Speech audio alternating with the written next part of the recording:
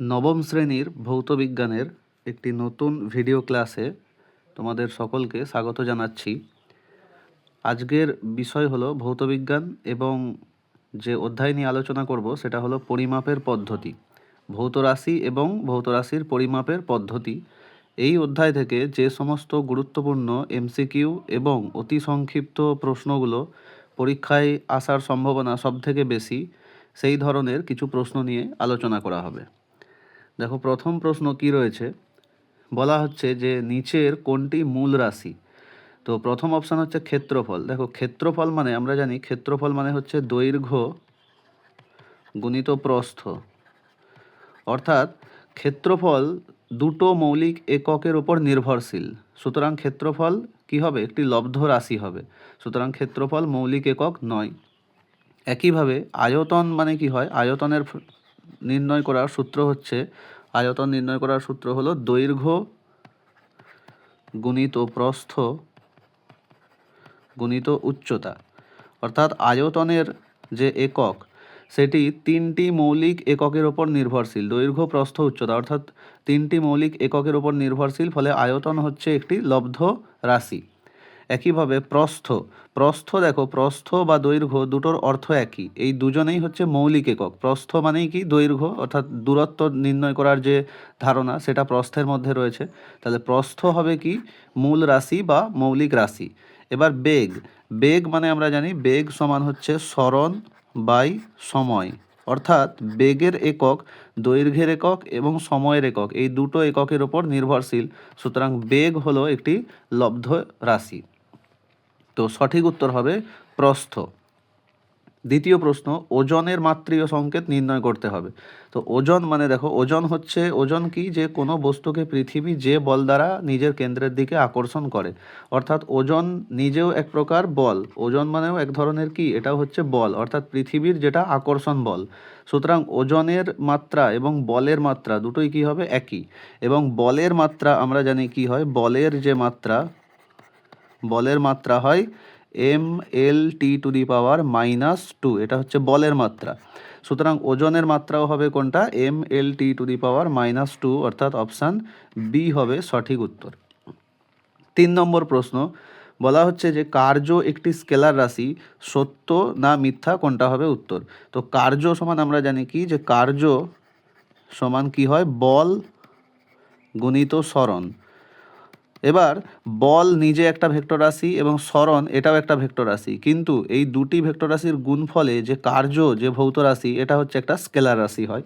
সুতরাং কার্য একটি স্কেলার রাশি, এটি হচ্ছে সত্য। তো এর উত্তর হবে ট্রু বা সত্য, এটার উত্তর হবে সত্য।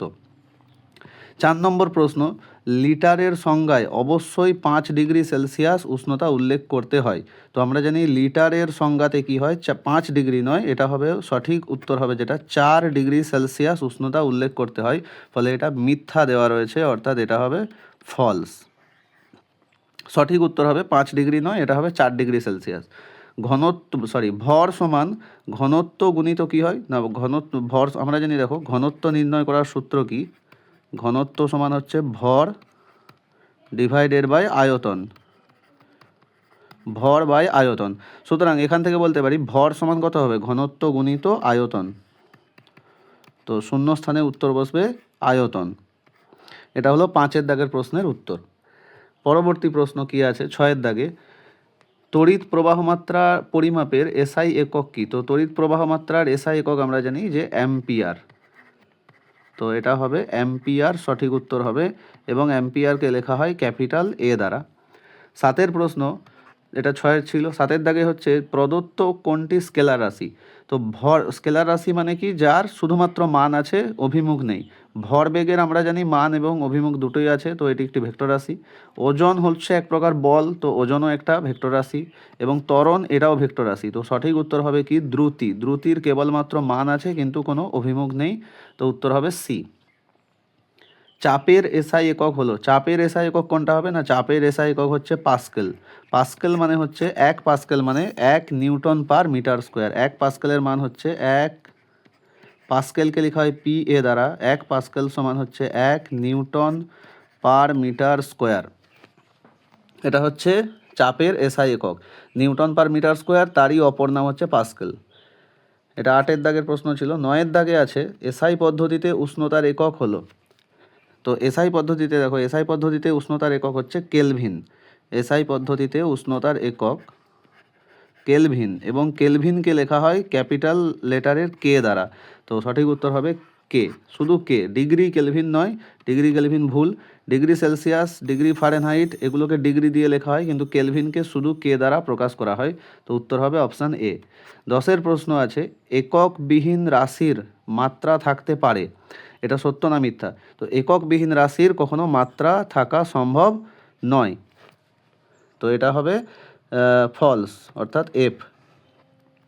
কারণ এককবিহীন রাশির মাত্রা থাকতে পারে না, কিন্তু এর উল্টোটা সত্য হয়, মাত্রা বিহীন রাশির একক থাকতে পারে। যেমন হচ্ছে কোণ এবং ঘনকোণ, এদের মাত্রা নেই কিন্তু একক রয়েছে, কিন্তু এর উল্টোটা অর্থাৎ এককবিহীন রাশির মাত্রা থাকতে পারে না হবে, সুতরাং এটা হবে মিথ্যা। 11 দাগের প্রশ্নে কি জিজ্ঞেস করা হচ্ছে যে পরমাণুর ব্যাস পারসেক এককে মাপা হয়। তো পারসেক আমরা জানি একটা বিশাল বড় দৈর্ঘ্য মাপার একক, আর পরমাণুর ব্যাস মাপতে প্রয়োজন খুবই ছোট দৈর্ঘ্য মাপার একক। তো পরমাণুর ব্যাস মাপা হয় সাধারণত অ্যাংস্ট্রম এবং ফার্মি এককে, সুতরাং পারসেক একক ব্যবহার করা হয় না, তো এটা হবে মিথ্যে হবে, বা এটা হচ্ছে ফলস। আলোকবর্ষ একটি লব্ধ একক। দেখো আলোকবর্ষ হচ্ছে কিসের একক? দূরত্ব মাপার একক বা দৈর্ঘ্য। আলোকবর্ষ মানে আলো শূন্য মাধ্যমে 1 বছরে যে দূরত্ব অতিক্রম করে তাকে 1 আলোকবর্ষ বলা হয়। সুতরাং আলোকবর্ষ হচ্ছে কিসের একক? দূরত্ব বা দৈর্ঘ্য মাপার একক। আর দৈর্ঘ্য একটি কী একক? দৈর্ঘ্য একটি মৌলিক একক বা মূল একক। সুতরাং আলোকবর্ষও কী হবে? একটি মৌলিক একক হবে। তো এখানে বলেছে লব্ধ একক, তার মানে এটা হবে মিথ্যা হবে, বা এর উত্তরটা হবে ফলস। 1 পারসেক সমান কত আলোকবর্ষ? তো 1 পারসেক সমান আমরা জানি 3.26 আলোকবর্ষ, এটা খেয়াল রাখতে হবে। 1 পারসেক সমান 3.26 আলোকবর্ষ হয়।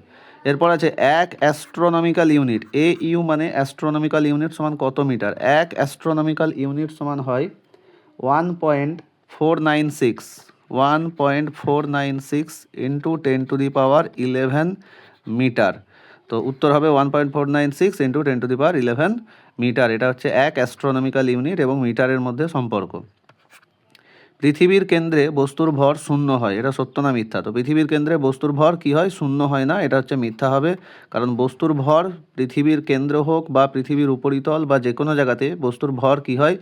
একই থাকে, ধ্রুবক থাকে। পৃথিবীর কেন্দ্রে বস্তুর ওজন শূন্য হয় কিন্তু ভর শূন্য হয় না, তো এটা হচ্ছে ফলস হবে। এরপর কি আছে এখানে? তো দেখো অনেকগুলো ভৌত রাশি লেখা রয়েছে এবং তাদের সূত্র ও তাদের মাত্রা, কারণ ভৌত রাশির মাত্রা থেকে অনেক প্রশ্ন আসে পরীক্ষায়, তো যে কারণে কিছু ইম্পর্টেন্ট ভৌত রাশি এখানে লিখে রেখেছি এবং তাদের মাত্রাগুলো পাশে লেখা রয়েছে। দেখো প্রথমে কি আছে? বেগ নির্ণয় করার সূত্র হচ্ছে সরণ ডিভাইডেড বাই সময়। সরণকে আমরা জানি কি দ্বারা লেখা হয়? সরণের মাত্রা হচ্ছে এল ডিভাইডেড বাই সময়ের মাত্রা টি। এবার যখন এই টি উপরে চলে যাবে তখন টি টু দি পাওয়ার কত হয়ে যাবে? -1, তাহলে বেগের মাত্রা হবে এল টি টু দি পাওয়ার -1, অর্থাৎ এল টি টু দি পাওয়ার -1, কারণ টিটা কী হবে? উপরে চলে যাবে। একইভাবে দ্রুতি নির্ণয় করার সূত্র কি? দূরত্ব বাই সময়। তো দূরত্বর মাত্রা এল এবং সময়ের মাত্রা টি, ফলে দ্রুতির মাত্রাও হবে বেগের মাত্রার মতোই এল টি টু দি পাওয়ার -1। ত্বরণ, দেখো ত্বরণ নির্ণয় করার সূত্র বেগ ডিভাইডেড বাই সময়। তো বেগের মাত্রা দেখো এই মাত্র আমরা নির্ণয় করেছি, বেগের মাত্রা কি হয়? বেগের মাত্রা এল টি টু দি পাওয়ার -1, এটা বেগ, ডিভাইডেড বাই সময়ের মাত্রা হচ্ছে টি। তাহলে কি হবে? টি উপরে যখন যাবে তো এল টি টু দি পাওয়ার -1, আবার একটা টি টু দি পাওয়ার -1, ফলে এই দুটো টি টু দি পাওয়ার -1 মিলে উত্তর হবে এল টি টু দি পাওয়ার -2, এটা হবে ত্বরণের মাত্রা। বল মানে আমরা জানি ভর গুণিত ত্বরণ, এটা হচ্ছে নিউটনের দ্বিতীয় সূত্র থেকে এই ফর্মুলাটা আসে, বল সমান ভর গুণিত ত্বরণ। তো ভর মানে ভরের মাত্রা এম গুণিত ত্বরণের মাত্রা, এইমাত্র দেখো নির্ণয় করেছি, ত্বরণের মাত্রা এল টি টু দি পাওয়ার -2। তো এল টি টু দি পাওয়ার -2, অর্থাৎ বলের মাত্রা হবে M L T to the power -2। একইভাবে ওজনও হচ্ছে এক ধরনের বল, ফলে ওজনের মাত্রা এবং বলের মাত্রা same, M L T to the power -2। চাপের মাত্রা কি? চাপ সমান হচ্ছে বল বাই ক্ষেত্রফল। তাহলে বলের মাত্রা mL(T⁻²) উপরে বসবে, ডিভাইডেড বাই ক্ষেত্রফল। ক্ষেত্রফলের মাত্রা আমরা জানি L², কারণ ক্ষেত্রফল মানে দৈর্ঘ্য গুণিত প্রস্থ। তাহলে L ইন্টু L মিলে হয়ে যাবে L²। তো উপর থেকে একটা L নিচে কাটবে, নিচে একটা L থাকবে, সেটা উপরে চলে গেলে হয়ে যাবে L⁻⁻1। তো উত্তর হবে mL⁻⁻1 T⁻², এটা হবে চাপের মাত্রা। একইভাবে কার্যের মাত্রা mL²T⁻², এখানে সূত্র লেখা আছে, একই পদ্ধতিতে নির্ণয় করা যাবে। ভরবেগের মাত্রা হচ্ছে ভর গুণিত বেগ, তো mL⁻⁻1, এটা হচ্ছে ভরবেগের মাত্রা। এগুলো খেয়াল রাখা খুবই জরুরি পরীক্ষার জন্য। দেখো এগুলো থেকে প্রশ্ন আসে। এরপরে 16 দাগের প্রশ্ন কি দেওয়া রয়েছে? 16 দাগের প্রশ্ন হচ্ছে,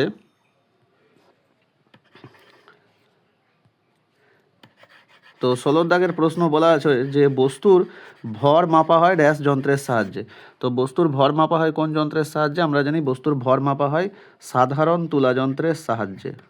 তো এটার উত্তর হবে সাধারণ তুলা যন্ত্র। বস্তুর ভর মাপা হয় সাধারণ তুলা যন্ত্রের সাহায্যে এবং ওজন মাপা হয় স্প্রিং তুলা যন্ত্রের সাহায্যে। এটা 16 দাগের প্রশ্ন। 17তে বলা রয়েছে যে রৈখিক স্কেলের লঘিষ্ঠ ধ্রুবক হলো। রৈখিক স্কেলের লঘিষ্ঠ ধ্রুবক মানে রৈখিক স্কেলে সবথেকে ন্যূনতম বা সবথেকে কম কত দৈর্ঘ্য মাপা যায়। তো সেটা আমরা জানি 0.1 সেন্টিমিটার, এটা হচ্ছে রৈখিক স্কেলের লঘিষ্ঠ ধ্রুবক। চাপের মাত্রীয় সংকেত কি? এইমাত্র আমরা নির্ণয় করেছি চাপের মাত্রীয় সংকেত হচ্ছে mL⁻⁻1 T⁻², অপশান সি হবে সঠিক উত্তর। চাপের মাত্রা। কোণের মাত্রা, দেখো কোণ হচ্ছে একটা মাত্রাবিহীন রাশি। কোণ হলো মাত্রাবিহীন রাশি। কোণের একক রয়েছে কিন্তু কোনো মাত্রা নেই। কোণের একক হচ্ছে রেডিয়ান, কিন্তু মাত্রা নেই। যেহেতু কোণের কোনো মাত্রা নেই, সুতরাং কোণের মাত্রা হবে m⁻0 L⁻0 T⁻0। প্রত্যেকের পাওয়ারেই 0 আসবে। লাস্ট যে প্রশ্নটা রয়েছে, স্তম্ভ মেলানো রয়েছে, বাম পক্ষর সঙ্গে ডান পক্ষ মেলাতে হবে। দেখো ত্বরণের সঙ্গে এদিকে কোনটা হবে না? ত্বরণের সঙ্গে আসবে বি, কারণ ত্বরণের একক হয় আমরা জানি মিটার/সেকেন্ড², এটা হচ্ছে ত্বরণের সঙ্গে আসবে। তো ত্বরণের সঙ্গে হবে বি, মিটার/সেকেন্ড², এটা ত্বরণের আমরা জানি এসআই পদ্ধতিতে একক। চাপের একক, তো চাপের একক দেখো, চাপের প্রথমে যে এককটা আমি বলেছি চাপের একক পাস্কেল, সেটা হচ্ছে নিউটন/মিটার² এসআই পদ্ধতিতে। এই যে এককটা লেখা রয়েছে ডাইন/সেমি², এটা হচ্ছে চাপের সিজিএস পদ্ধতিতে একক। তো চাপের সিজিএস পদ্ধতিতে একক ডাইন/সেমি²। তো এটা হবে 2 নম্বর যেটা রয়েছে সেটা যাবে অপশান এতে। ঘনকোণ এবং কোণ এরা দুজনেই হচ্ছে মাত্রাবিহীন রাশি, তো এটা হবে ডিতে। এদের একক রয়েছে, কোণের একক রেডিয়ান, ঘনকোণের একক স্টেরেডিয়ান। তো এদের একক রয়েছে কিন্তু কোনো মাত্রা নেই, সুতরাং ঘনকোণ, কোণ এগুলো হবে মাত্রাবিহীন রাশি এবং আপেক্ষিক গুরুত্ব আমরা জানি এককবিহীন রাশি। তো এইভাবে স্তম্ভ মেলানোর প্রশ্ন ছিল 20 দাগে। 21 দাগেরও একই প্রশ্ন। 1 আলোকবর্ষ মানে কত হয়? 9.46 × 10⁻12 কিলোমিটার। 4 ডিগ্রি সেন্টিগ্রেড উষ্ণতায় আমরা জানি যে জলের ঘনত্ব কত হয়? সর্বাধিক, সব থেকে বেশি হয় 1 অ্যাংস্ট্রম। এটা হচ্ছে অ্যাংস্ট্রম, ঠিক আছে? তো 1 অ্যাংস্ট্রম সমান হচ্ছে 10⁻10 মিটার। এটা একটা খুবই ছোট একক। এবং হার্জ হচ্ছে কিসের একক? কম্পাঙ্কের একক। হার্জ হলো এসআই পদ্ধতিতে কম্পাঙ্কের একক। তো এই প্রশ্নগুলো প্রথম চ্যাপ্টারের উপরে ছিল, যেগুলো খুবই গুরুত্বপূর্ণ পরীক্ষার জন্য। একইভাবে আমরা পরবর্তী সময়ে বাকি যে অধ্যায়গুলো রয়েছে সেই অধ্যায়গুলো থেকেও কনসেপ্ট বেসড হচ্ছে ভিডিও এবং যেগুলো প্রশ্ন পরীক্ষার জন্য গুরুত্বপূর্ণ সেই সমস্ত প্রশ্নগুলো নিয়ে আলোচনা করব।